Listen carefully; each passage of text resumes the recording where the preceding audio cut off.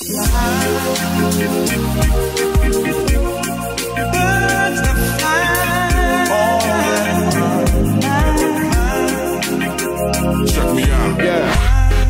there, podcast listener. Connor Doobie here. Hope you're having a phenomenal day. Thank you so much for checking out the podcast. Really appreciate you. Don't forget to do us this teeny tiny, just as a small favor. Like, please make sure you go subscribe. Leave a review wherever you're listening. Give us a shout on social media too, wherever you find us. Make sure you tag us.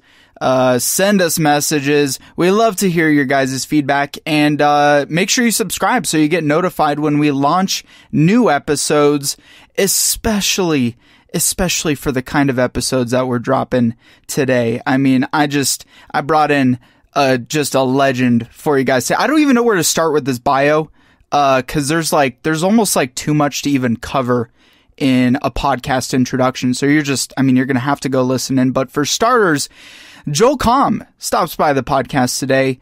Joel Comm is the New York Times selling author of over 15 books, including his most recent, holding it in my hand right now. It's called The Fun Formula. He's an American author, legendary internet marketer, hosts his own podcast, the Bad Crypto podcast, CEO of Infomedia, and former CEO of Infomedia, social media consulting company. Joel has, started in the internet world very early in the days. He back in 1995, he created World Village, which is a virtual village that offers games, trivia to competitors. He created Deal of the Day, and has sold games to Yahoo. In fact, in 1997, his platform was actually the precursor for Yahoo Games. Done a number of really phenomenal things. All around great, really fun guy. I've learned so much from Joel and have even applied so much of just from meeting him recently this past year into my own business, and have gotten, really great results from it. And also, interestingly enough, he's created a number of apps that, made quite the stink all over. He's been on like New York Times, The Daily Show with Jon Stewart, CNN Online, Fox News, many other media outlets. So you're just going to have to listen in for all that good stuff. Before we get there, real quick, if you're interested in partnering up with the show, collaborating, you have guests you recommend for us, communicate with us, send us a message, send us an email actually over to milehighmentors@gmail.com, or wherever you find us on social media. Feel free to shoot us a message there. We use Instagram quite a bit. You can ping us there. Again, if you want to collaborate, sponsor the show, partner up in any way, have guests you recommend, or just want to get into contact, that's how to do it. Also, we have a free resource for you from our partners. Maybe you already know you need to make a LinkedIn more successful with your sales and marketing efforts. It's one of the best platforms to get reach for your business, your nonprofit, whatever it is that you focus in on and how you help people.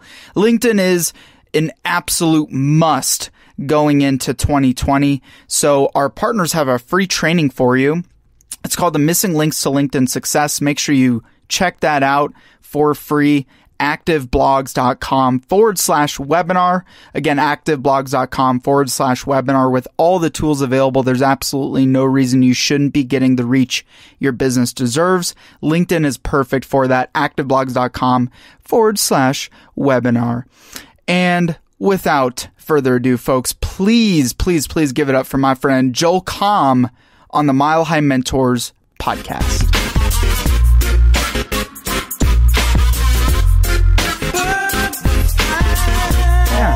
Rolling there. All right. Yeah.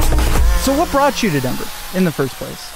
So I'm from the Midwest. I grew up in the Chicago suburbs. Yeah. So if you've ever seen Ferris Bueller's Day Off, yes, or 16 Candles, that's my hood. And the high school in the Breakfast Club is patterned after my high school. So I grew up in John Hughesville and went to school at University of Illinois, and wanted out of Illinois as quickly as I could get there. So 1 week after graduation, I ended up in Dallas, Texas, became a DJ, got married, had kids, lived in Plano for years. I married in Okie, so we ended up after 12 years in Texas, moving to Oklahoma for 8 years. So I've spent 20 years. So I could talk like this if I want to. Like total I could put Midwestern. that on if I want to, and then picked up the whole family. We moved to northern Colorado up there in Loveland in 2007. Yeah.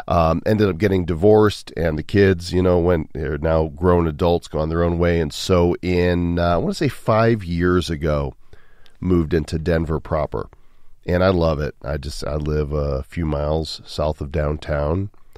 And got a beautiful view of the mountains. Yeah, you guys do have a nice spot down there. Yeah, it's great. And so I'm home.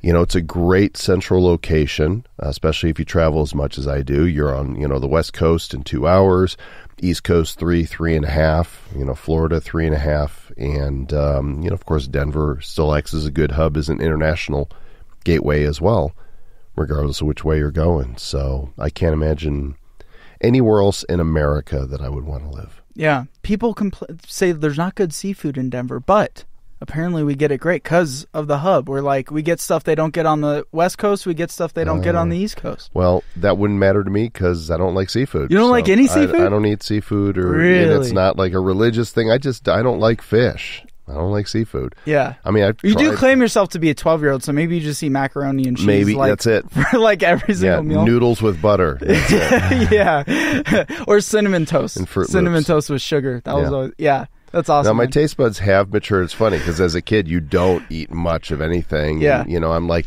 as an adult, I'm like, how did I miss out on Mexican food and pasta with rich marinara on it? Or, how did I miss out on Chinese or Thai? And, it's like, I did though. But a seafood in me, I'm not going to be writing a book. It's called Seafood in Me. Seafood in Me? It'd be a very you should write a book because then it'll be like a misnomer. It would be a blank book. Yeah. Because there's nothing to say. You could probably knock it out. The way you've been cranking out books over the years, I bet you could find a way to pull it out. I have mastered the art of writing, not writing, and getting books done. Yeah. Yeah. And thank you for your advice the other day, by the way. I started on my chapter. Oh, did I give you advice? Yeah, when we're doing the networking or whatever for Social Media Day Denver. Yeah. Mm-hmm. We were talking about writing a book, and so you've begun the process. Thanks to you. Well, you took the action. I just gave you a kick in the ass. Yeah. No, I appreciate that. So I'm really curious. What was Joel Comm's childhood like? Were your parents entrepreneurial? No, not at all. My mom stayed home with us when we were little. And, that was an era where the woman still stayed home. Now, then once I started going to school, because I was the younger of two, she started doing secretarial work and assistant work. My dad's an architect, and he worked for a number of companies over the years. But he also worked at home for them because that's where his drawing board was. So I guess, as a child, part of me might have observed him as working for himself, although I know he was drawing, for other contractors. But entrepreneurial tendencies. Maybe a little bit, but I think he liked the security of a job. And my older brother went to school to be a CPA. I'm the anomaly in the family in so many ways. How many siblings? One blood brother and then 4 stepsisters from 2 remarriages. Wow. My parents were divorced when I was 12 years old. And so within a year to 2 years, both of them were remarried. And all of a sudden, sisters, as a teenager are in the equation. I love them all. Of course, we had our issues growing up because who doesn't? I mean, merging families at that age. I'm the only purebred child between my parents, but I have a handful of half and step siblings, 4 stepsisters actually. Well, they're only half to you. They think they're pure on their side. Well, yeah. I mean, we like my parents. They got together when we were like 1, so we just kind of like that's all you've ever known. Exactly. Yeah. So they. I mean, you call them your brothers and sisters, then, right? I mean. Yeah. That's you don't. That's your family. No, I do. Oh, okay. I do. You're like those. But when somebody asks me, because it can get confusing. It's like I have 1 blood brother and then 4 stepsisters. Yeah. But I consider them my sisters. And did you have plans to be an entrepreneur then, or you just kind of like were you just playing the traditional route, like, oh, I'm going to go to college, I'm going to do that thing? I gave up on school. I think, when my parents got divorced, it impacted me profoundly, but you don't know. I mean, I was in middle school. I think maybe if there is a worst age, right, for a child, middle school is already the worst transition, right? You go from grammar school to all of a sudden you're thrown in with all these other kids, and they're starting to go through puberty, and then there's girls. Middle school is the worst. Middle school is the worst, and that's when it went down. I was 12 years old, so the worst place that you can be.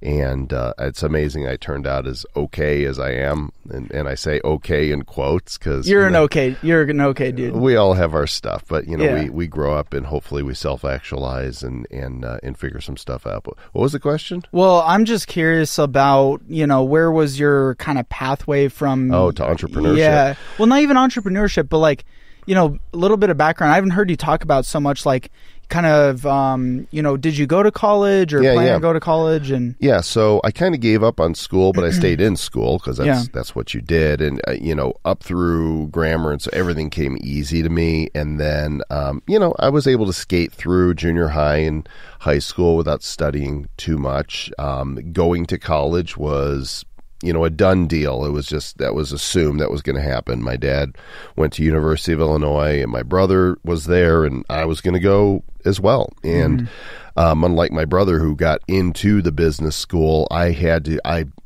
graduated high school and my SATs were good enough that I got into the School of Agriculture. I couldn't even get into liberal arts. My dad arts. went in the School of Agriculture. And somehow I got good enough grades to transfer, the next semester to liberal arts. Why agriculture? Because it was the only way to get into University of Illinois in Champaign-Urbana. It was the only way in. And I wanted to, I wanted to get out of the house. And, the world was before me. And I got into a fraternity that my brother was in. It was like Animal House, and I wanted to party. And I wasted, academically speaking, I wasted 4 years. Looking at it now, I'm like, what a moron. You could have learned so much. I learned about life, and I partied my life away. And I did become a DJ while at college. I worked for a couple of years for the college station. Rock 107, WPGU FM, Urbana-Champaign's classic rock. Right. So, and then you have such a radio voice too. It's so natural for you to podcasting is perfect for you. It really is. Yeah. And I have absolutely nothing to do with that. Right. That's just a gift. Yeah. That's, people tell me, natural. You don't stop and think when it's your voice. Man, I sound good. I mean, you don't do that, and you hear yourself differently than everybody else. I've always thought I sounded a little nasally, even when I'm not recovering from a cold like I am right now. I never really appreciated my voice until other people would tell me, "You got a really great voice for radio." I'm like, "Yeah, and a face for it too." Derp. So that came out of college. That was a good thing, and when I graduated, I knew it was time to leave Illinois. And I had some friends that were working as bartenders in Dallas. And they're like, you need to come to Texas. The sun is shining. I mean, I grew up standing at the bus stop in the freezing cold every winter, bitter Chicago winters, horrible.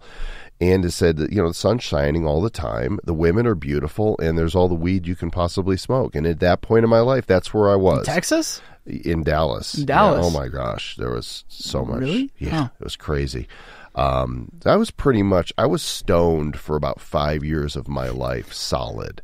That was after No, after or through college. Yeah, the summer before college is when I finally, when I got turned on to marijuana, and then all the way through college. And when I say I partied, I mean I was in a fraternity house that had 60 guys living there. There was always somebody who was up last, right? Last one to go to sleep. Sometimes 4 a.m, regularly, because then I would sleep in and not go to class. That was me. Don't be dumb, kids. Stay in school. I feel like that's part of the drugs. College is. I'm so back and forth on it. So many people we've interviewed are back and forth on it. But I have some ideas on college now. Having had two kids that are now grown, both of them tried college. I think that you don't need to go to college to have an education. The way I would do it now is if my kids were looking at going, I would say, all right, great.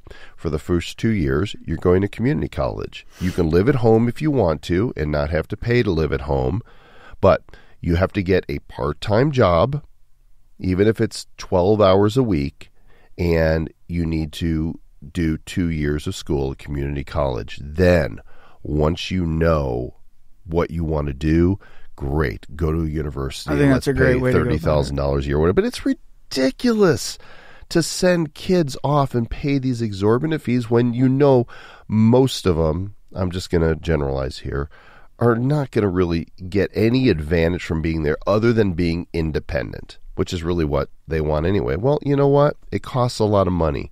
And so my kids, my son did 2 semesters at Colorado Christian. My daughter did 1. It wasn't for either one of them.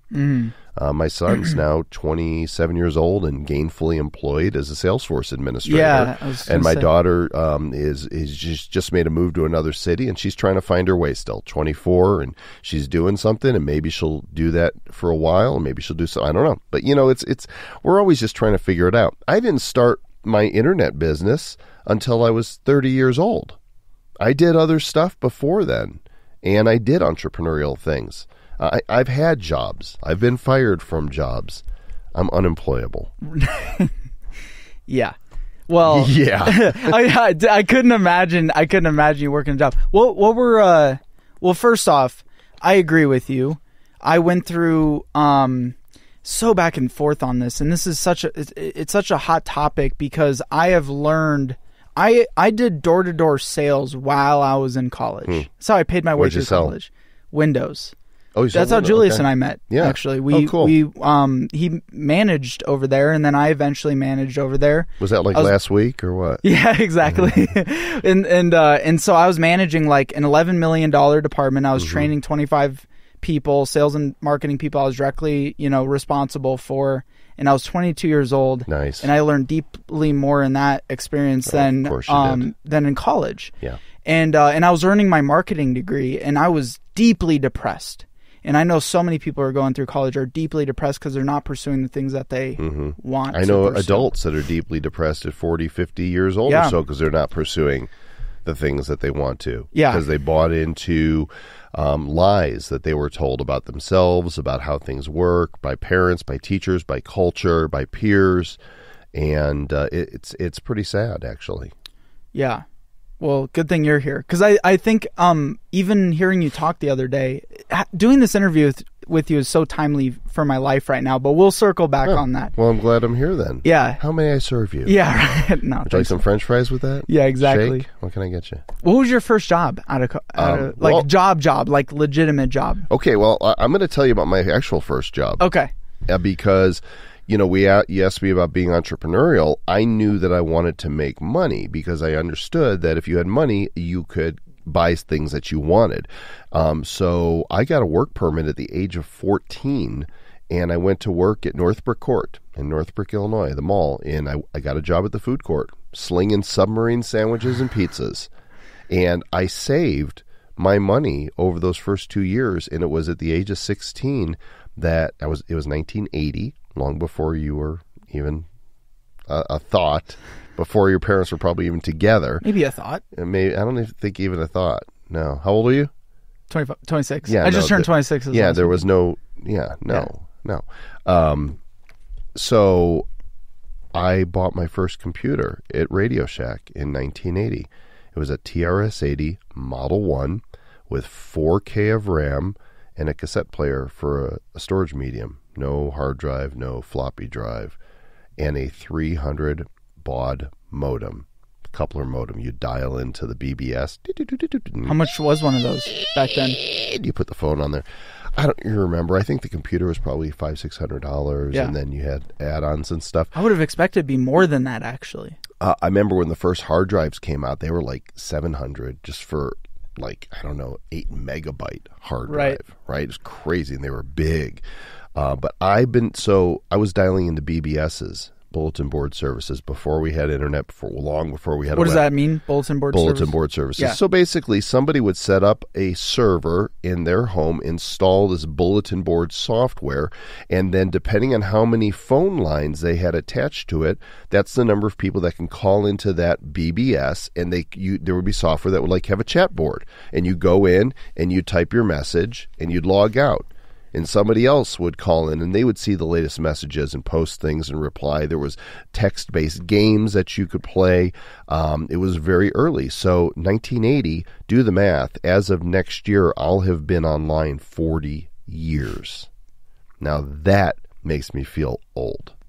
But my mom... But hold on. What drove you... What was there someone who... It was cool. You just was immediately drawn to it. Yeah, I was the kid that, electronics, they were cool. I had I had the video game system that came out before the Atari, the Fairchild. It was the first cartridge-based system that had full graphics on screen, and the Atari 2600 came out a short time afterward. But I used to go to the bowling alley and play pinball all the time. And I remember clear as day when Pong came out, the first video game that you would be able to drop a quarter into in the bowling alley. And then I saw when Space Invaders came out and Asteroids and Defender. I was just always into the games, and I wasn't sure that I could ever program a computer, but I knew I wanted to learn how to use it. I just wanted to play with the toys. And really, there's nothing different about me today than that 16-year-old Joel.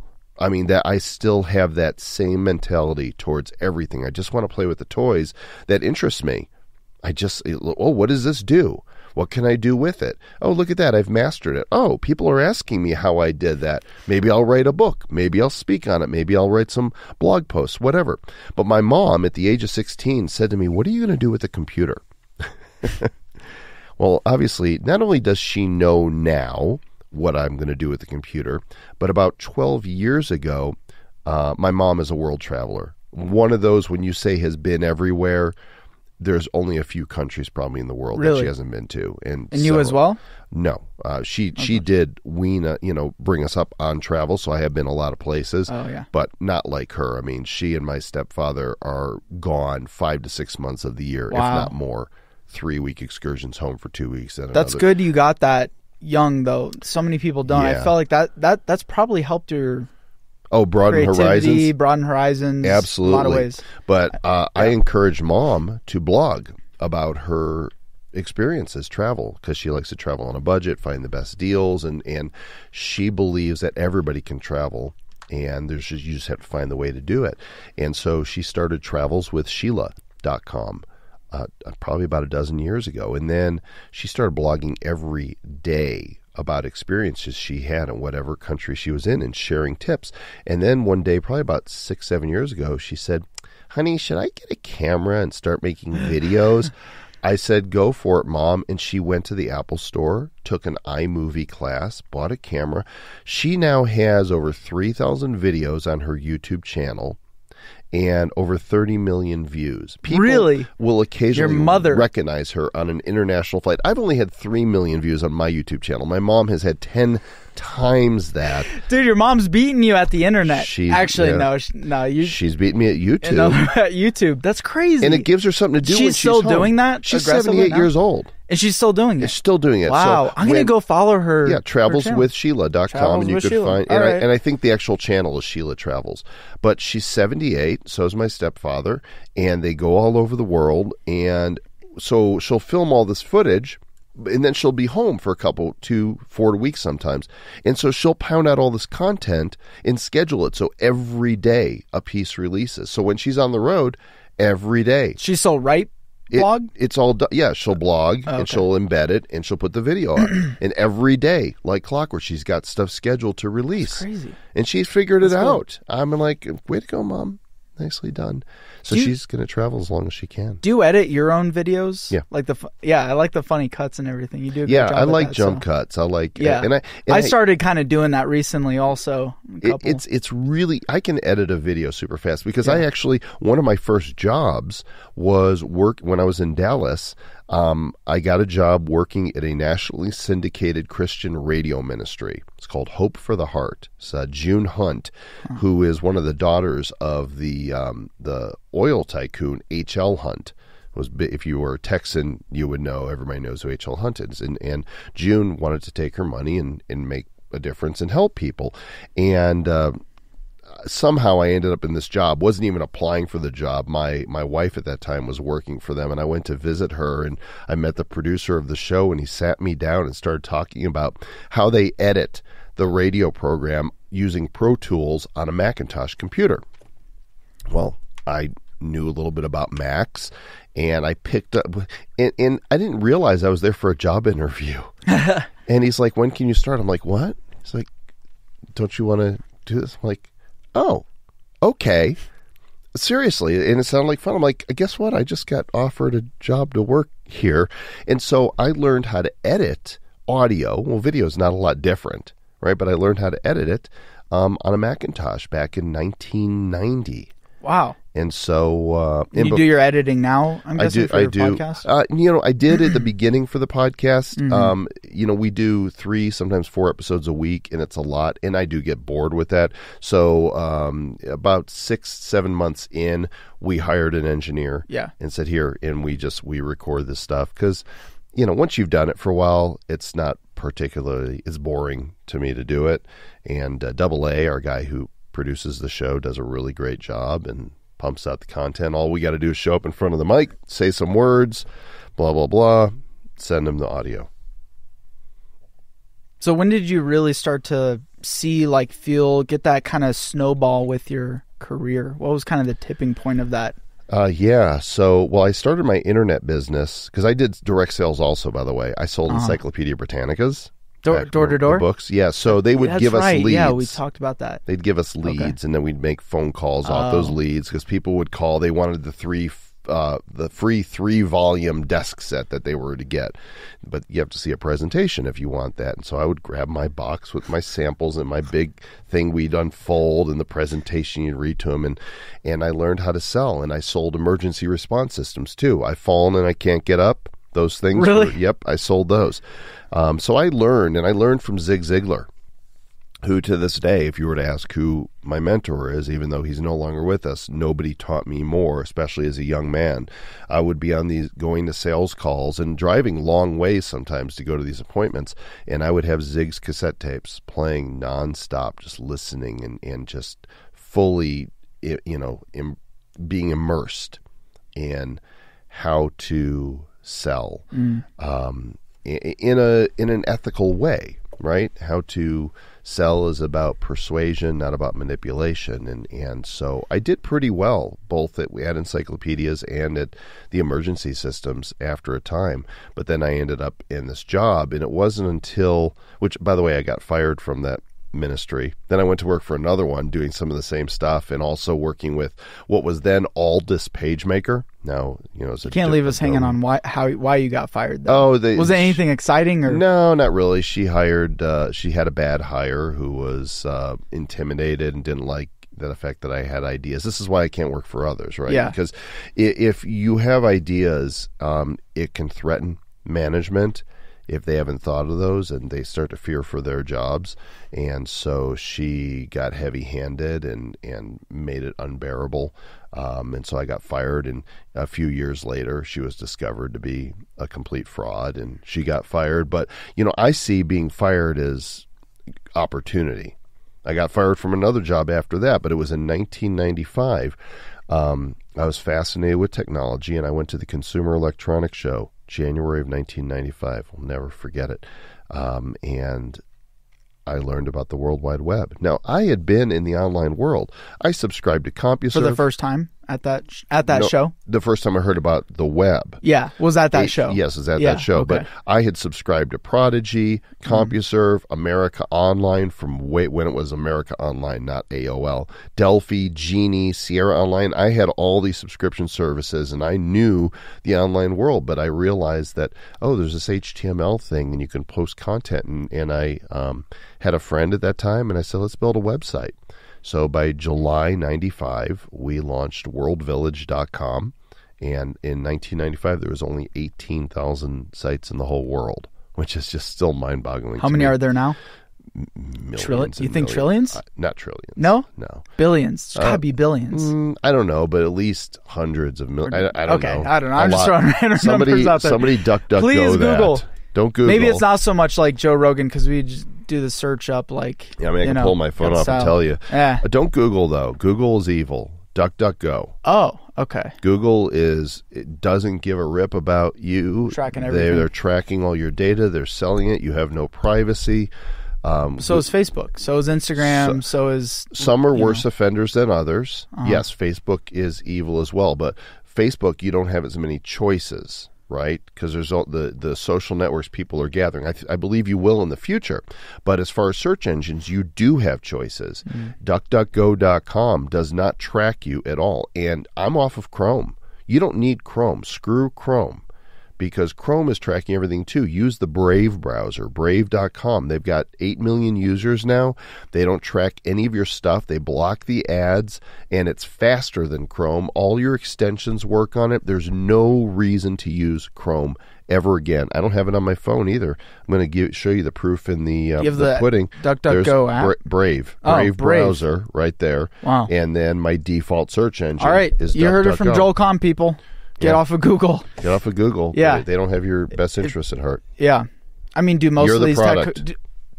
probably same with every single one of the tech companies, right? Yeah, some of them value privacy more than others. Like, for example, Apple. The reason I have an iPhone and not a Google Android. Yeah. Because Google, I know, is tracking me. And Apple, they're not turning over your private information to the government. I mean, government has tried to get stuff out of Apple, and they're like, nope, we value our customers' privacy. So, what about other phone carriers? Well, you've got iOS and Android. Yeah. That's it.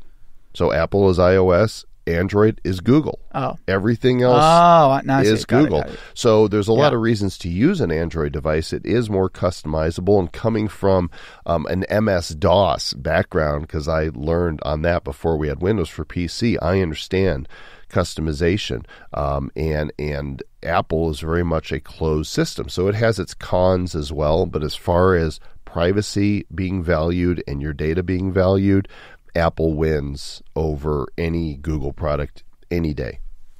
You heard it first, people. So you asked me about my turning point. Yeah, you're talking about your website building, right, or kind of the intention. But yeah, go ahead. Well, the intention, it was a software review site for parents, like, because I had been reviewing computer software in the offline world, and being a father of 2 young kids, I was really interested in seeing what was out there and what was good, for families and kids and what wasn't. So we launched World Village as this virtual village with software reviews and educational articles and multimedia articles and stuff like that. And it was doing okay, but I thought we would sell more advertising early on. The web was not yet really a thing. Yeah. How are people finding sites then? Well, they're Yahoo. Because it's like you think of the world without social media, where you can like share links out and stuff. Like, yeah, I remember. Was it just the SEO keywords and all that good stuff? And Yahoo was king. Searching, a lot of people don't know that the site Yahoo.com was the Google of the day. And do you know what Yahoo stands for? No. It's actually an acronym. Is it really? It is. No, I had no idea. So David Filo and Jerry Yang founded Yahoo,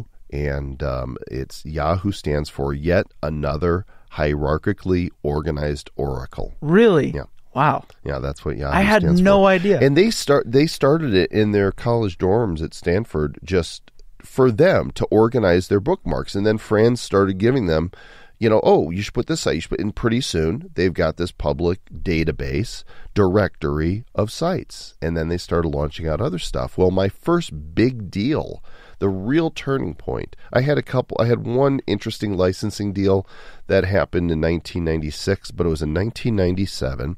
And World Village had pretty decent traffic. And being into games, my webmaster found this multiplayer game site. It was like a beta version. We're talking 1997, so there wasn't a lot of multiplayer online gaming.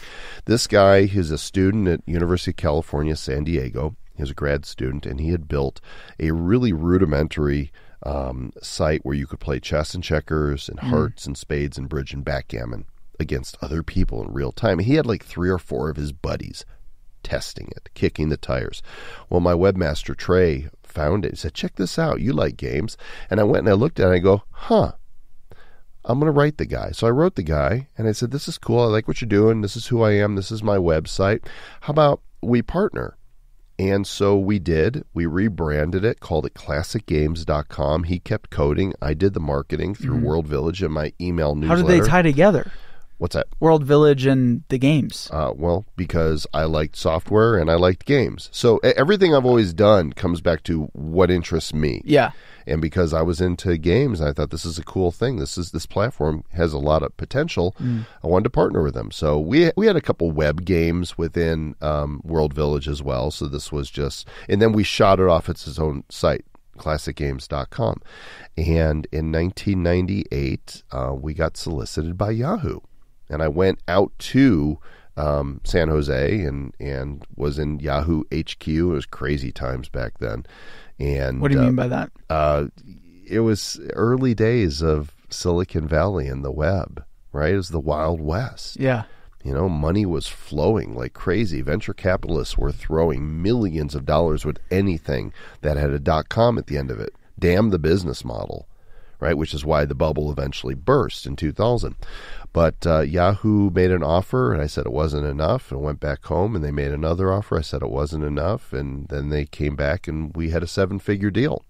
And so I sold it to them, and it became Yahoo Games, which for many years was the top multiplayer game site for card and table games online. And then Yahoo screwed everything up, and they shut it down a few years ago, unfortunately. Really? Yeah, but that was, for me, that was a turning point because the payday I got from that paid off every credit card, every car loan, the house that I was in, socked a bunch of money away, and I'm like, okay, this is what I want to do, for the rest of my life, is this business online and try new things and see what happens. I never knew what was going to happen next. I still don't know what's going to happen next. I'm not being facetious at all. I know what I'm doing right now, but I don't know how long I'm going to be doing it, and I don't know how long before something else gets my attention that I'm like, I'm done doing this. I want to play with that. And a lot of times I'll do things concurrently. I like multitasking. I'm not one of those, I can only do one thing. That would make me crazy. One thing at a time. No. Right now, I'm not writing any books at the moment, but I'm doing the podcast, and I'm writing articles for Inc., ReadWrite.com, Grit Daily, Social Media Examiner, Inc.com, a couple others, so I create content.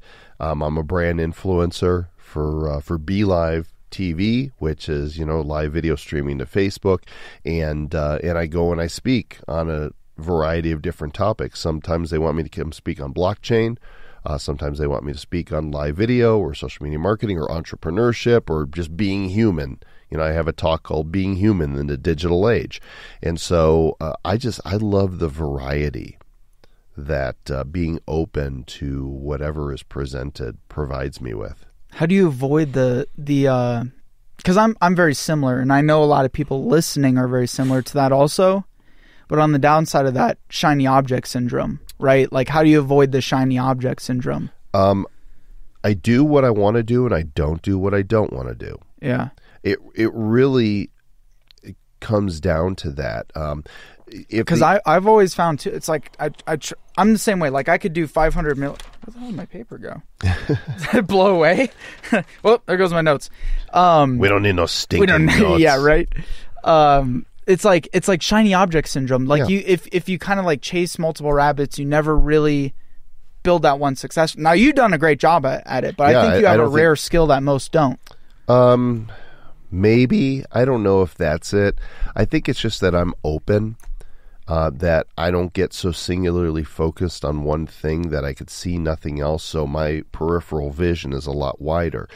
Some people will see a door and that door is closed and they're like, I'm going to bang that thing down. And some conventional wisdom would tell you just keep pushing until that door opens. And I'm thinking to myself, have you looked over there to your left? There's a door. And there might be something interesting behind it. And look, just above it, there's a window that's open. And there's doors everywhere. There's opportunity everywhere because there are people.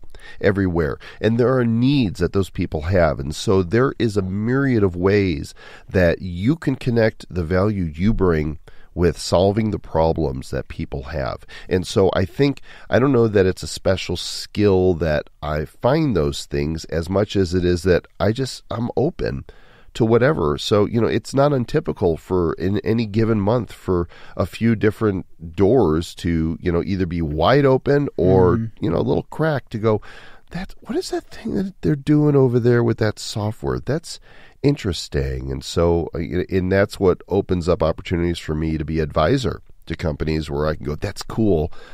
I don't want to build that, but I can give them advice that will help them build that. Right. And thereby play in that sandbox as well. Yeah. I just know so many of my peers, you see a lot of young people and you're like, what do you do? And I'm like, well, I have a digital marketing company and I do like Amazon drop shipping and I do like, product sales. And then they're not successful at any of it and they're actually like broke. You know what I mean? So though what you're talking about there, those aren't projects for most of those people that come from their heart, right? They're looking for a way to make money. That's why it doesn't work.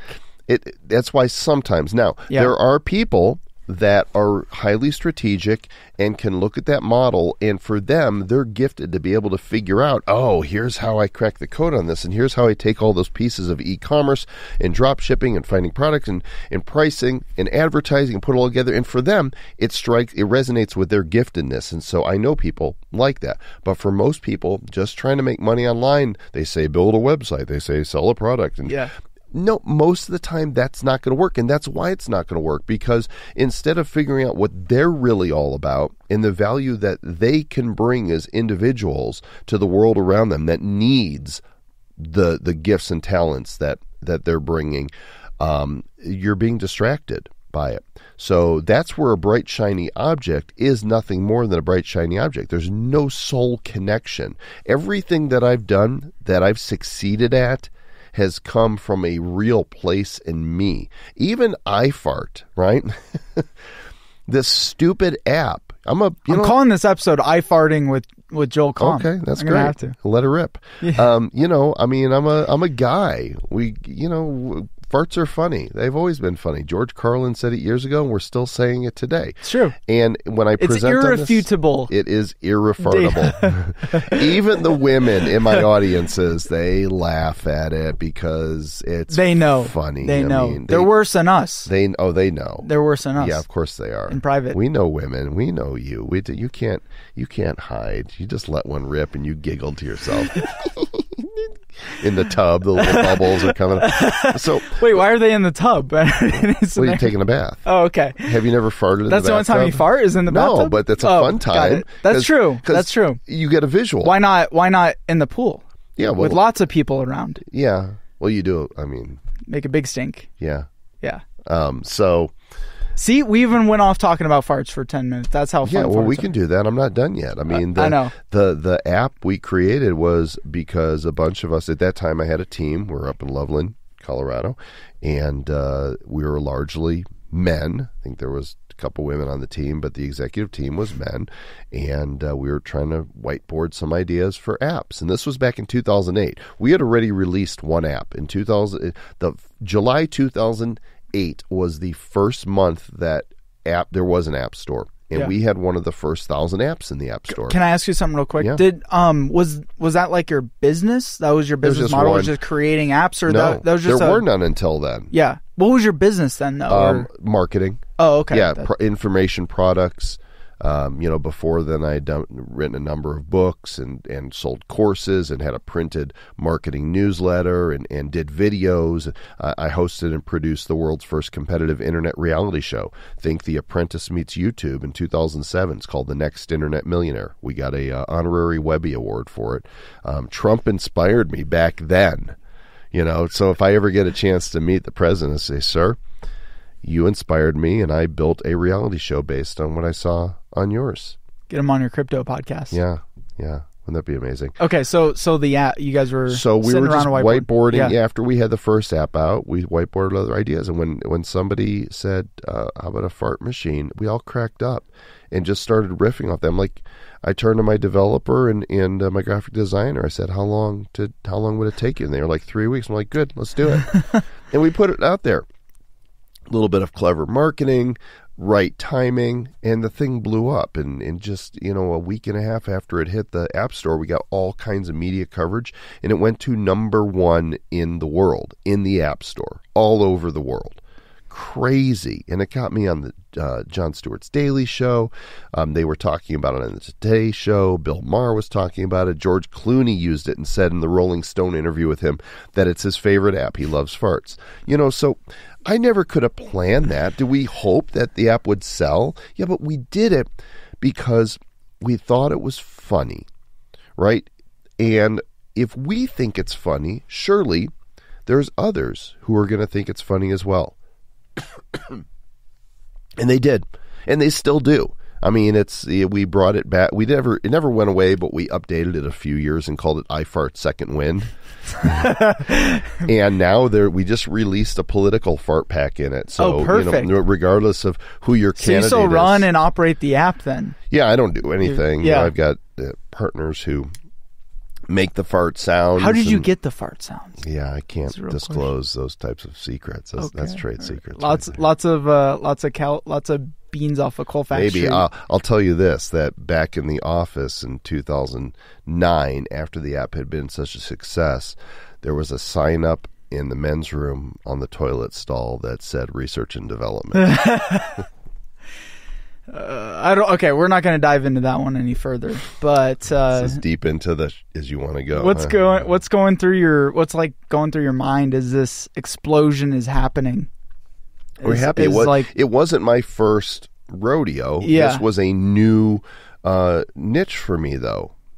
At this point, I dominated a few other areas. I had, the top-selling book on Google AdSense. We had the New York Times bestseller list. I had the best-selling book on Twitter in the world called Twitter Power. And this was like another thing. Hey, we hit the tops. And there was a New York Times article, a Sunday magazine, back page. I still have the magazine, and the title of the article was called "Dumb and Dumber 2.0," lamenting the fact that this novelty app became so popular in a piece of pop culture. It kind of did. It's kind of ridiculous, but like it's so. It's just hilarious at the same time. Yeah, I'm not embarrassed by it. I'm proud of it. When you think of the millions upon millions of laughs that came as a result, maybe billion laughs, I don't know. You feel like, what? That is a great little contribution. And True. I'm not sorry. Shouldn't be. No. That's incredible. Yeah. So you went from that to like... What was the transition from that? Let me ask you this. At any point were you like kind of building yourself towards, I'm going to retire someday and, No. make it big and then just like lay back and relax? No. I think retirement is a horrible thought. This notion that you're no longer going to create and produce. Yeah. May as well shrivel up and die. That means you're done. And most people do. That means you're done. Mm-hmm. I'm not going to stop producing until God says you're not producing anymore. There's no more breath. There's no more ability, whatever. Retirement just seems like a bogus notion. Now, I think once upon a time when we were in a more industrial or agrarian society, right? People would get up at the crack of dawn and they till the fields, or they go. And some people still do. They go work in the factories, and then they clock out at the end of the day. I understand retiring from that, right? From doing a job that just wears you out, that might not really align with your passions. It might align with your giftedness, but that doesn't mean that you stop producing when you're done doing that. You could still do something. It doesn't even have to be a business, even if you're volunteering, right? And giving back to society in some way. Just moving to the beach and pruning up doesn't sound... maybe for some people it is ideal, but I think it's minority. there's always outliers. Well, it's also that vision, like owning a house, right? I had like the big house. I've had that. I've had the 6,000 square foot house. I could have. I've made millions. I've also lost millions.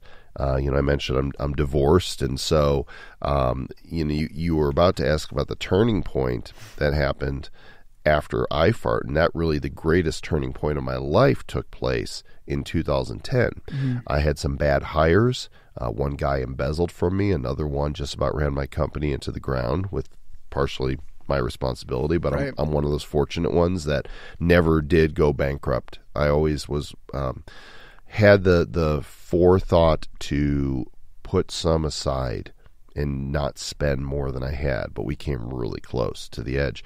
And at the same time, because... Were you spending, like iFarts, making lots of money, like all this stuff? Were you spending exorbitantly? Oh my gosh.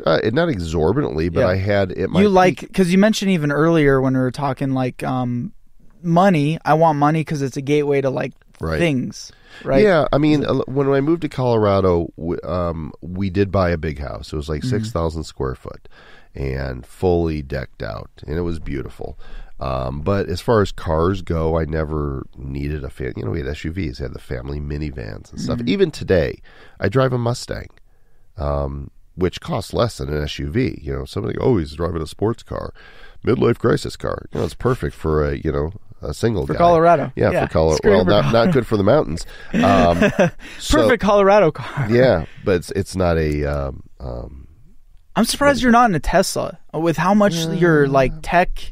I don't know. Yeah, but I don't drive that much. I Uber and Lyft a lot. I mean, I've had this. It'll be 5 years that I've had this Mustang in December, and it's got 10,500 miles on it. So I'm not a big car person. It's like it's utilitarian. Thank you for leaving your house and coming to join us. Yeah, absolutely. I didn't drive. I lifted. Yeah, by the way. And so, what do I need? A boat? No, if I can travel. Yeah.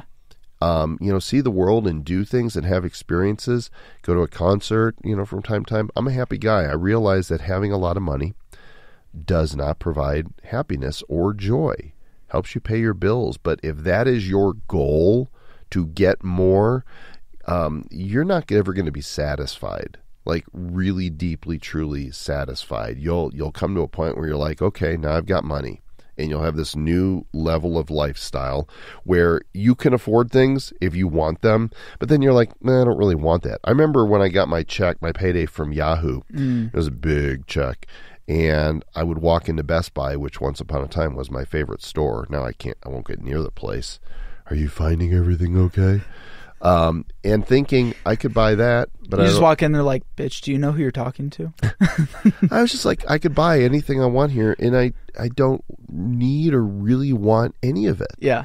And so once you've got enough, when you see people that are flashing their money around, that to me, why don't you just advertise your low self-esteem to the world? Because that's all that is. Yeah. That is low self-esteem, and ads that appeal to that, they're appealing to people who don't know who they are because they're selling them on something they think that they want that ultimately isn't going to fulfill them. And I really learned this. I think I never really needed to be wealthy, and I'm not, and I wasn't even then, but not only did the economy collapse in 2010, but along the same parallel, my relationship with my wife fell apart. And that was devastating for me and for her and for the whole family. But I learned to take care of myself and get a healthier mindset.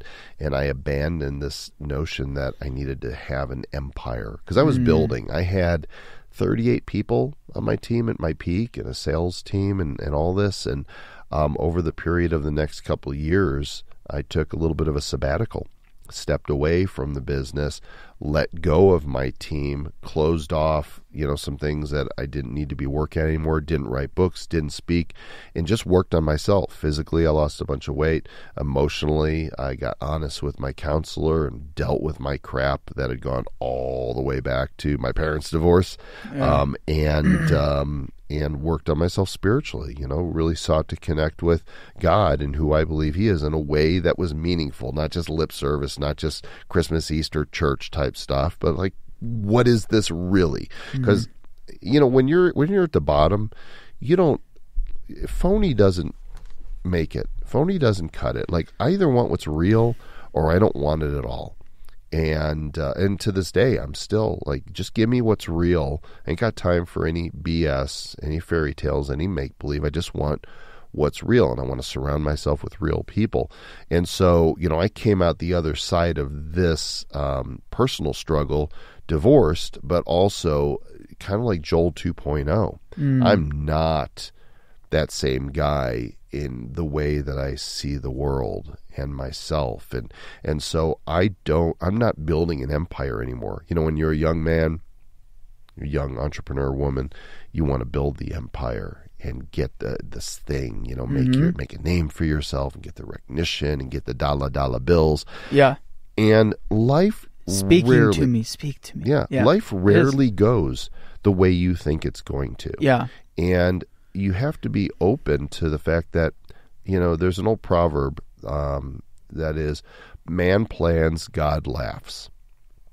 And I don't think he laughs at us like, look at that fool. No, I think it's more like, oh, those kids of mine, aren't they silly, right? Because our plans rarely go according to plan. So some people, they talk about having a 2-year plan, a 5-year plan, a 10-year plan, a 20-year plan. And, I've seen that in my family. My brother, has been a CPA his whole life, and he's planned out like, I'm doing this until then. I'm like, just shoot me now. I couldn't live like that. I don't have a 20, a 10, a 5, a 2, even a 1-year plan. I have no plan, because what I've learned is that when I am just open to what's happening around me, in touch with what I really want, what resonates with me, and I'm willing to take risks to see what happens, stuff always works out. I don't mean it always works out the way I want it to, and I don't mean that everything I touch turns to gold. Dear God, no, that's not the case, because I've had more failures than successes. But there is definitely a pattern. It's what I call my fun formula, right? And it's being curious, and with that curiosity, taking creative risks, and then trusting the process. That somehow, when you're pursuing developing yourself and bringing value to the world, you're going to have opportunities to do it, and you're going to get paid. If that happened one time in my life, I'd go, oh, that's nice. If it happened twice like that, I'd say, well, that was maybe a fluke. 3, 4, 5, 6, 7, 8 times. There is definitely a pattern here, and it is not about the hustle and grind. That needs to be demolished. Yeah. That is a horrible philosophy. It speaks to me a lot also. Like when I came in to build out my dad's business with him, first thing we read together was the 10X rule, right? And you talked about Grant Cardone and that kind of philosophy. Gary Vaynerchuk, and the mode is like, hustle. If it's not working, like hustle harder. Yeah. And I'm even finding recently, that's why I said this is so timely, is it's like, man, grinding. And it's like, for what? Because I want to help people, and I want like the resources to help people, and that's that's my big purpose. So it's like, I'm money hungry. I'm super money motivated, and like empire, like I want to build that and all that good stuff. You're 26. Yeah. And there's nothing wrong with that. I'm not looking down on you for that. This is a season of life where that is very natural. Yeah. But that's the interesting thing is it's like, sometimes when it's like you just flow down river and get more creative and really kind of take a step back and have fun with it, like things just start to happen. You're starting to see that. I've seen it and I've recognized it in the past, like in areas, but trying to it's like I got to pay my bills this month, and right. I got to do this, and it's like somehow I need the sale. Somehow I do. Yeah. What does worrying about it do for you? No, absolutely nothing. For nobody. It's for anybody, right? It just holds you back, right? And it puts you in a negative mental state. And I've been there. And there's tons like me too, not even my age. There's baby boomers who are still just going after and hunting. Why do you think some people, because it does seem like there are some that no matter what they try, they don't get anywhere. What do you think that is? Well, it's like when your vehicle's stuck in the mud, right? And you're revving your engine and you So desperation? You think desperation is part of it? I think it's probably a little bit of it. I was curious to ask the same thing of you, because it's like, what is it in human nature that drives us to like just want to grind and like, you know, put in like we need that pain to have success instead of like having fun. I know I'm pain averse. I know. And you've been phenomenally successful doing the way that you do, and like I want to learn how to do that. I think it's being in tune with who you are, not compromising that to what the world says. But most people aren't in tune with who they are. They're not in tune with who they are, and that takes hard work, because you know, there was a time not too long ago that you could have told me something about myself and I would have pushed back, even though if it was true, because I didn't want to admit that. Today, I'm fully able to look at my own flaws and fallibility and realize that that is not a strike against me as a human being. It says that I am human, that I am flawed, that I am fallible, that I will screw things up. Not only have I, and I am now, most likely, and I know I will again in the future, because I'm human. Nobody's perfect. And these people out there that try to put selves up to be something they're not. These so-called gurus. I've always, the whole guru thing, I like to say, call me a goober, not a guru, because I might tell you the right thing and I might give you a piece of advice that was totally wrong. And in retrospect, I can look at that and go... You mean people who call themselves a guru? Yeah. Or when because other people call, like people have called, they're like, you're a LinkedIn guru. I'm like, what does that mean? No, I'm just a dude who's used LinkedIn a lot. Yeah, and I've had success, and I know what I know, but my perspective is different from other people. Right. Yeah. But I think people have a hard time finding themselves. I feel like I'm. See, I feel, and I hate talking about myself, but I feel like I'm consciously aware of my flaws and my downfalls and everything like that, and I'm very aware of that. Yet I still, like, I'm that person where I see that door and I'm like, well, the only way I'm going to do this is like run my head through that door, and that's how I have tackled things. That sounds painful. And I know there's that door over there looks like it's wide open. You could probably get in there without splintering your head open. But that door over there would distract me from what I'm, focused on, or that I see on the other side of the door. Or it may lead. Maybe that's shortcut. The way, maybe not a shortcut, maybe a better road. There's I was doing an interview earlier today, and somebody, the guy said something about, others say stay in your lane. And I'm like, lanes are for roads where we need order so that we don't run into each other and play bumper cars. Yeah. But in the real world, in terms of what we're capable of and what we can do, there's no lanes. Who said there's a lane? People who are threatened by other people. That's right. Yeah. You know what? You go enjoy your lane.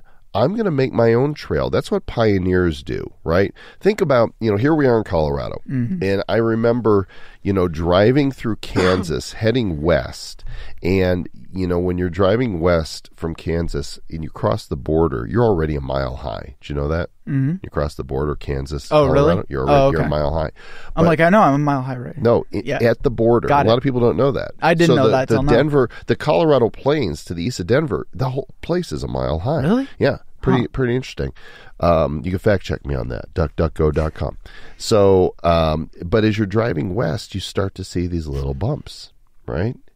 Now I want you to imagine that you were a settler amongst the first of the covered wagons that were riding among these dirt trails, no roads, and they're heading west, and they see these bumps off, and they're like, oh, there's bumps. And they get a little closer, and they're like, oh, those look like there might be hills there. And the closer they get, and then all of a sudden they're like, holy crap.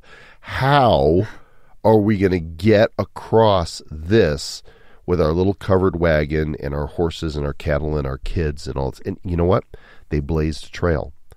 And a lot of them lost their lives doing it, but they found a way across. People can blaze their own trails and find a new way. Everything that ever will be invented has not been invented. Every path has not been blazed. And there are no lanes. There is no box. There is no spoon. You do you, and you got to get in touch with what that means to you. What are you really all about? Silence the voices that you hear of your parents, your teachers, your peers, society, right? The people protesting, whatever it is. It's hard for people to do, Joel, because... Right, but if you don't, how are you going to find out what you're really all about and what you're here to do? I think everybody's created by God with natural gifts, talents, abilities, skills, a unique personality, or the way you look. All of this makes up something that is truly special. Yeah, there's 7.5 billion of us special things walking the earth, but it doesn't make you any less special. You're still a one of a kind, and that's everybody who's listening or watching. Everybody's a one of a kind. So that, follow the logic here. If you're a one of a kind, that means that you're designed to bring a unique value to the world that nobody else can bring in the way that you bring it. Nobody. That's it. This is it. You're it. So if you're not using your unique talent, skills, abilities, personality, and who you are, cookies and cream shake of whatever you are, to bring value to the world, you're actually doing the world a disservice. You're holding out on the world. Why? Because you're afraid. Because you're afraid of what people might say about how you're going to approach this thing you're going to do. Because nobody's gone down that road before. Yeah. People aren't afraid to be seen. They're afraid to be seen starting so small. I think a lot of people are just afraid to be seen, period. In general, period. In general. Yeah. And you could usually spot social media highlights that. Oh, gosh, yes. Yeah. What a sinkhole that has become. I wrote the book on I've Twitter. caught myself doing it. I've followed people who I'm like, oh, dang, like, I wish my life was like that, you know? Oh, I'm talking about more just all the negativity. Not even negativity. I tune that out. Like, negativity doesn't, it's hard to break through. You don't, when people post those pictures, you mean like political negativity? No. Let's talk about what you're talking about. When people post those pictures and you're like, oh, I wish I had that life. What you're seeing literally is a snapshot that they want you to see. Exactly. That's it. I'm morbidly aware of that too. And I think most people are. No, I don't think they are. I don't think you don't think most people are? I think that people, I don't know. I feel like people know, like, I'm jealous of that. Or like they know, like, that's just that's not their real life. You're smart though.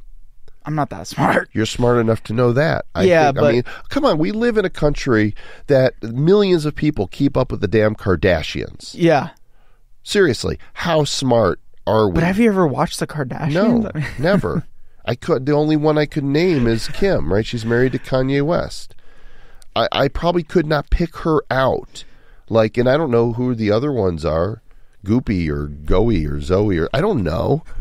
That's not the world that I live in. That is the weird. But that's an example. Think of people in your, like, think of someone who's like the top speaker in cryptocurrency. Yeah. Right now, right? See that person, they're on, more stages, bigger stages than you are. Mm-hmm. You see their, that post on Instagram. It's like, dang, I wanted to be speaking on that stage. Could envy? Sure. I mean, it's one of the natural, that's part of human nature, right?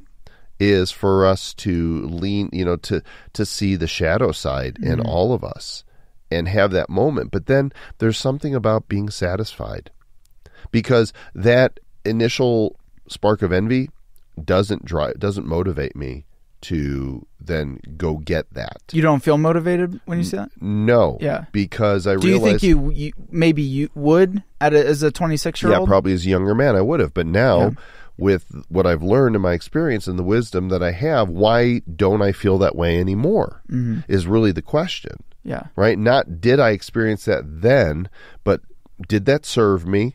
And I don't know that it did, because I think if I would have done what I was going to do organically, things would have turned out the same as they have. Why don't I do that anymore? Because my priorities have shifted. I've had the money. I've had the big house. I've been there. I've done that.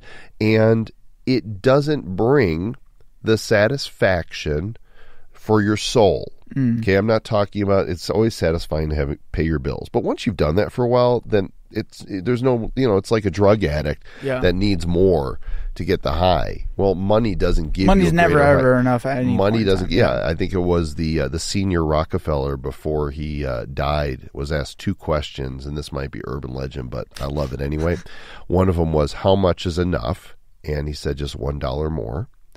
And the other question was, how much are you going to leave when you die? And the reply was, all of it. Nobody gets to their deathbed and says, out of everything I wish I'd done in my life, I wish I made more money. Those are not the top regrets of the dying. Yeah. It's not about a money. It's not even about money. I feel like some people... I wish I had a bigger house. I wish I had a boat. Accomplishment. Okay, that's different. That's different. Why do you want to accomplish something?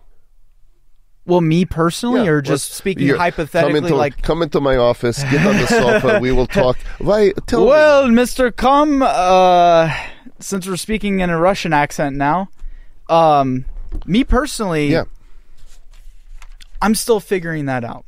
Okay, so you don't have your why. I do. I know that I was meant to help a lot of people. Mm-hmm. And so something I write down regularly is this year I'm going to help 100,000 people with connection, cash, or content. Okay. Okay. So I don't know what that means. Okay. But that's not about... you're very specific in that. Yeah. I want to help 100,000 people with da. Yeah. That's different than I want to accomplish something. But that's an accomplishment. It is an accomplishment. But and if I see someone else on social who has that expansion... I'm left behind... They're doing it, and I'm not. See, I see it as inspiration, but the vast majority of people see it as envy or loss. Or have you polled people to find out if that's true? I don't know who's inspired or who's envious. I feel like most people there are times envy. I'm inspired. There's times I'm envious, but not. It doesn't. It is not the core source that's going to drive me to do what I want to do. Mm-hmm. This is why I'm not a believer in motivational speaking. Yet, I would consider you a motivational speaker in some sense. I'm not. Well, thank you. I think because if you value that, thank you. But I don't, because motivation is something that is internal. Your motivation. I cannot impart motivation to you unless it's under threat of penalty, right? Or... $1 million, right? Mm-hmm. I say I'm going to do something extreme, right? But you could inspire motivation. I can inspire you, and what inspiration does is it fans your own flame so that you find your motivation. So when people are just like, "You can do it," that doesn't help anybody. That is like in the moment emotional, but then you go home and it's you, yourself, and you have to find the inspiration. You have to be inspired to find the motivation yourself to be motivated to do it. Okay? And so I can impart inspiration to you. Mm. I can inspire you, but I cannot motivate you. Mm. You got to find that. It is within Grasshopper. Yeah, right? Yeah. It's people have it in them. I think living to full potential, like that's probably... we never do. Yeah. But pushing that limit of like even you probably have potential that's like... Oh, I'm sure I do. Out, And part of it is being okay with that. Mm. I think when we could put pressure on ourselves, go, I could do more, I could reach more, I could be more, I can make more, I can do more. That can weigh really heavily. Like, whereas in that is, just be human. Mm. Just live. Carpe diem. So this is the thing about getting older that really hits home is I've lost friends who are younger than me. Right? It happens. People die. Yeah. I'm going to die. You're going to die. We don't know when, but it's going to happen. We might live to 200 years old now with the way, Maybe. Genes are, gene editing, but that's another Could happen. Yeah. But regardless, let's just make the general assumption that so far, everybody who's lived so far that is still not living now is dead. Mm-hmm. And that is going to be us. And you don't know when. And I see people squandering away their lives on someday. Someday I'm going to, and I know people who they've never reached that someday. Someday never came. And if you could speak to them from the grave, I'll bet if they had the option to go back and do it again, they wouldn't have waited for someday. They would have done, which is why I don't chase money anymore. I think that the two things in life that are worthy of chasing with reckless abandon are people, the relationships we have with those people that matter to us, that we're close to, our families, our friends, or those that we're serving. So people and experiences, living your life. That's why I came here today. We could have done this remotely. I have a studio in my home. But I'm like, this is going to be cool. I'm going to hang out with Connor. We're going to sit face to face and have a conversation in the studio. I'm here for that experience.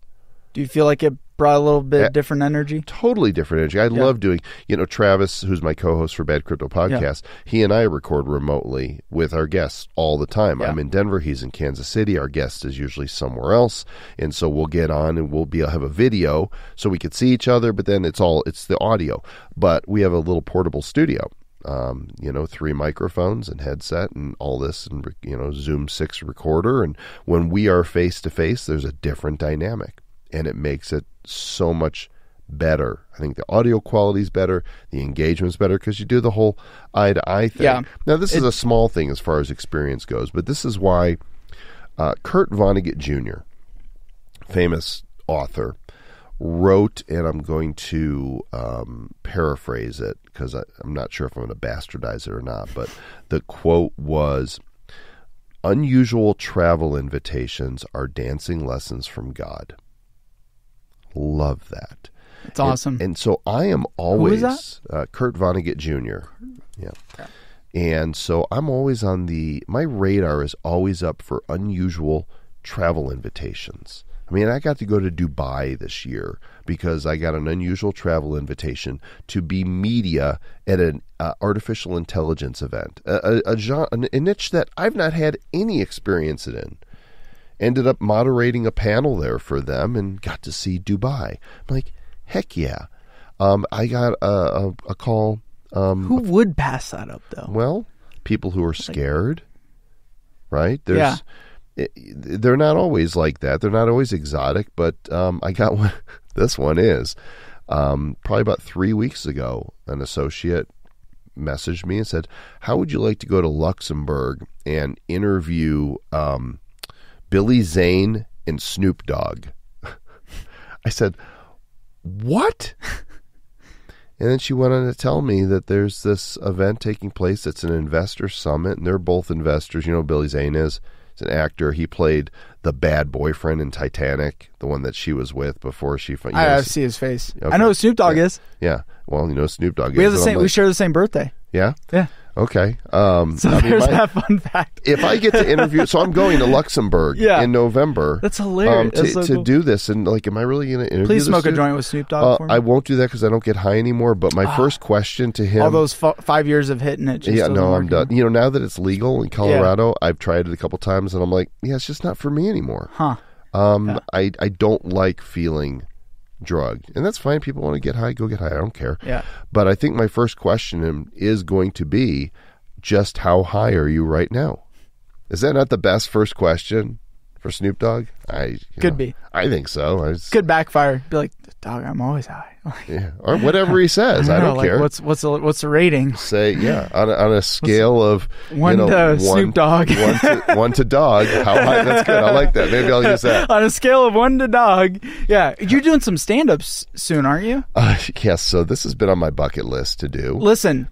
Can I partake in this endeavor? You want to do it too? I got the bug. I want to try it. Okay, just say I could do it. We need to get with Andrea Vall. Okay. Andrea is a friend in the social. I've known Andrea for years, and before she was a big shot in social media marketing world.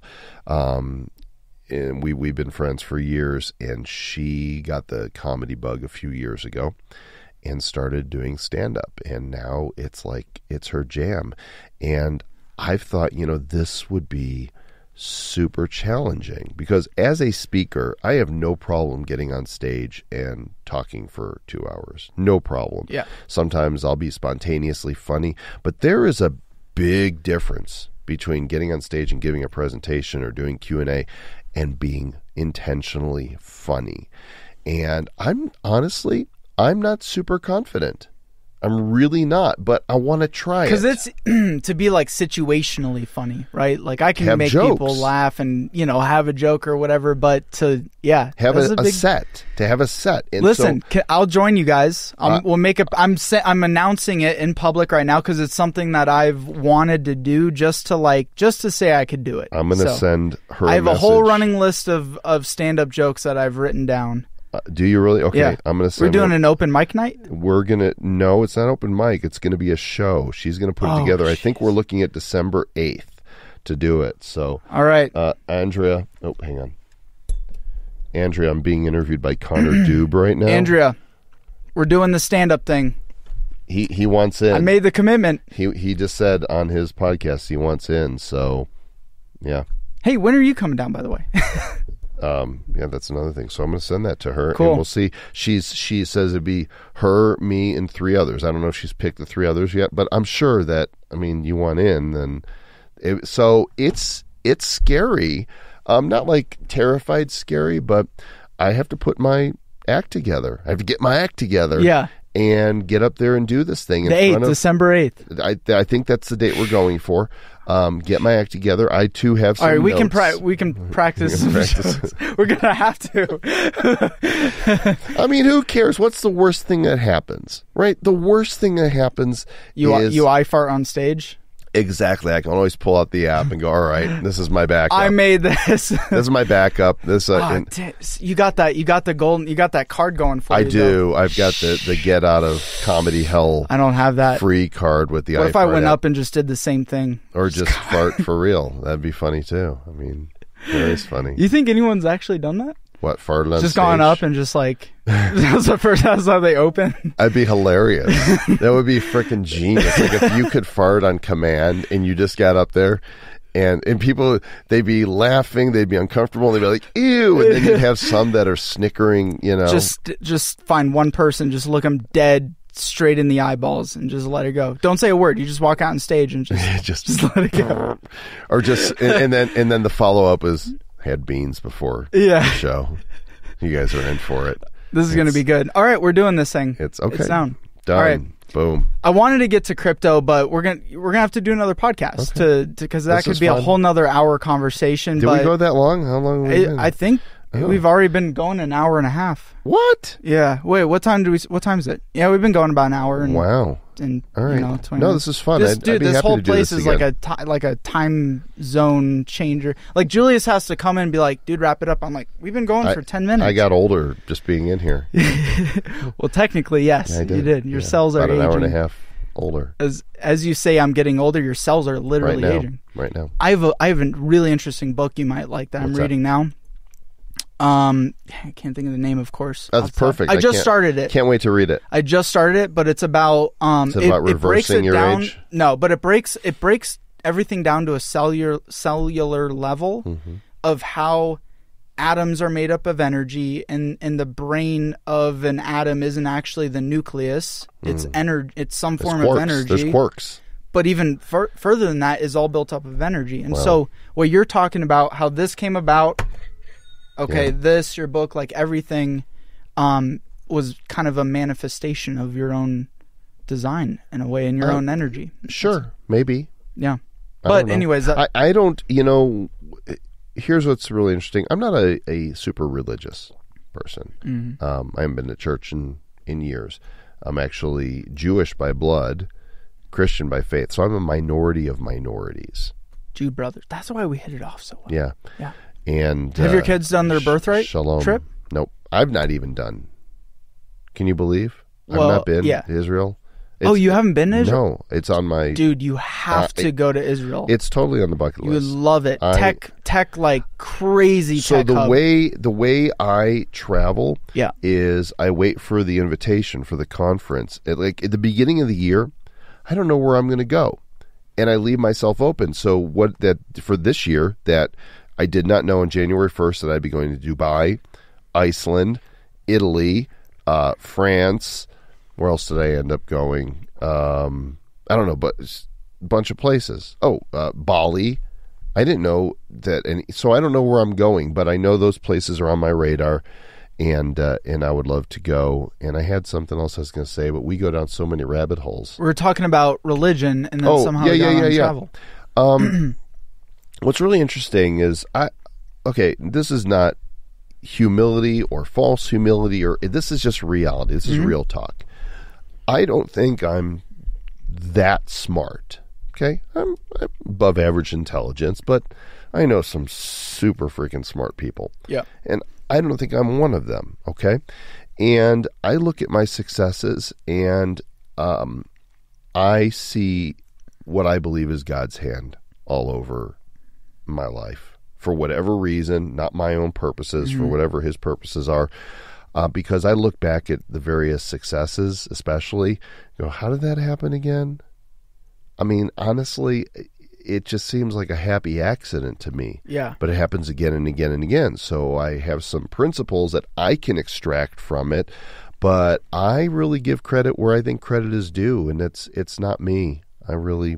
I feel like I'm just fortunate. Like somebody said, here's an e-ticket. You might not get that reference. So back in the day,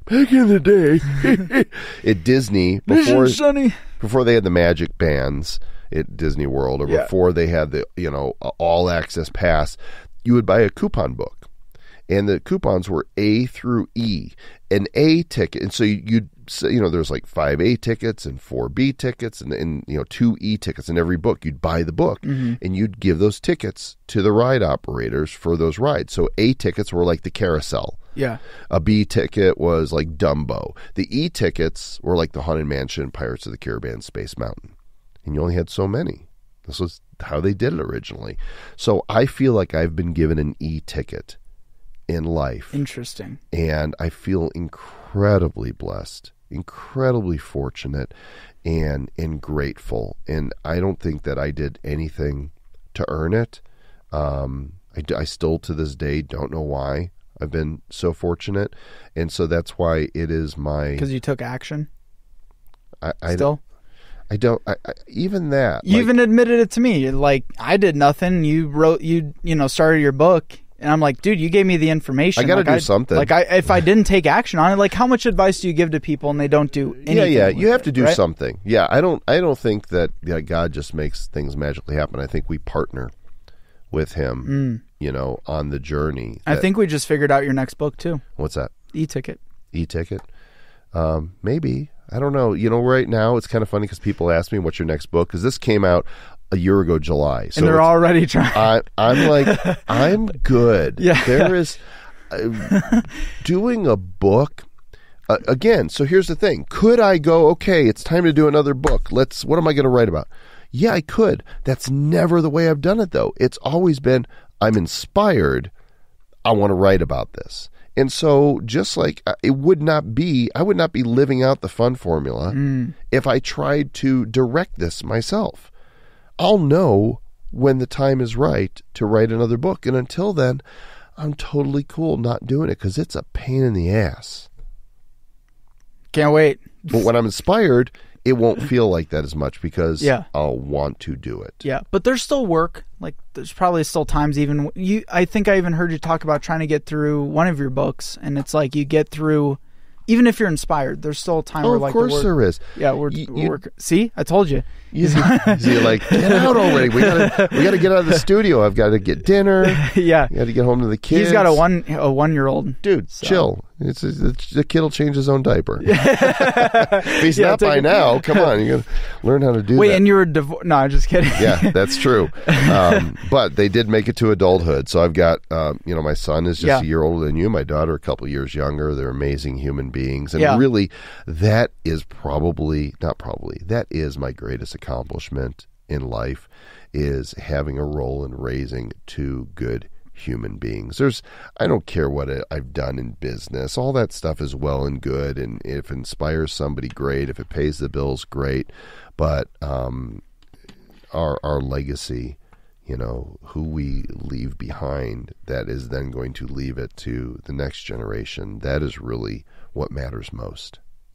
That's awesome. Anything else you want to share and part another time with the people? Another time. I'm tired. I'm hungry.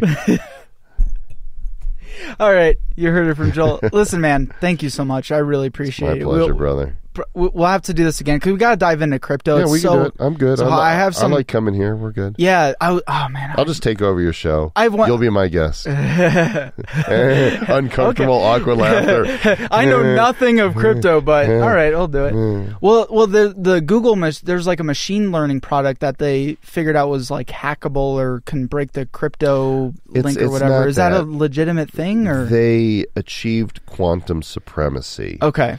With one experiment that they did. Mm-hmm. It's not a huge deal as of now. Yeah. Quantum computing is coming. I don't even fully understand it right now, but okay. The thing that happened with Google... it's like one of the first like legitimate quantum computers. Yeah. And they say it can hack blockchain. It can't hack blockchain. You don't think so? Not yet. Okay. Not yet. What they did was they created the actual computer for a single use to demonstrate what quantum computing could do, and it worked. But blockchain is not yet anywhere near hackable. And by the time it is, the people who are developing the blockchains will probably have also upgraded their ability to make it hack resistant. So I'm not particularly concerned about it, and I don't think most blockchain people are. Okay. Well, we'll dive into those one further. How can people get in touch with you? Get your books? Don't call me. Don't write me. I'm shout out your cell phone number. Yeah. So my website is joelcomm.com, and I'm on social media everywhere: Twitter, Facebook, Instagram, LinkedIn @JoelComm. And if you want to go down the crypto rabbit hole, badcryptopodcast.com. Check it out. Yeah. And one last question. Okay. I promise this is a very last question. Better make it a really good one. It needs to be way out there. It is. It is. What's my favorite vegetable or something? It's actually like the most serious, so I don't know if we'll be able to wrap up, but corn, by the way, because it's the only vegetable that you can see twice. Corn. Where'd you get corn from? Favorite vegetable. Oh. Yeah, when you you didn't get the why, but that's okay. No, I missed it. It's probably a really good thing. Probably because I wasn't paying attention. But when you do, how do you manamana do Now they're gonna never listen to you again. They're gonna hate us all. Yeah. Listen, you saw the shirt. Yeah, I know exactly. Yeah, it's the best shirt. Facebook got me. Damn it, Facebook got me. They put the ad in front of you. They put the ad in front of me, and it was. I mean, I grew up on Sesame Street and the Muppets, and it had the little guys from the Manamana segment, and it said on it. And it was the worst. It was in my head the entire day after. Perfect. That's what I meant to do. So that's what I'm hoping we just did to everybody. You can use that photo of me in the show card for the podcast if you want to. Perfect. So it says, I don't always manamana, but when I do. Yeah, it's a great shirt. It's awesome. Yeah. Thank you, man. I really appreciate it. Guys, you know what to do. Make sure, please go subscribe, leave a review. We'll see you on the next one.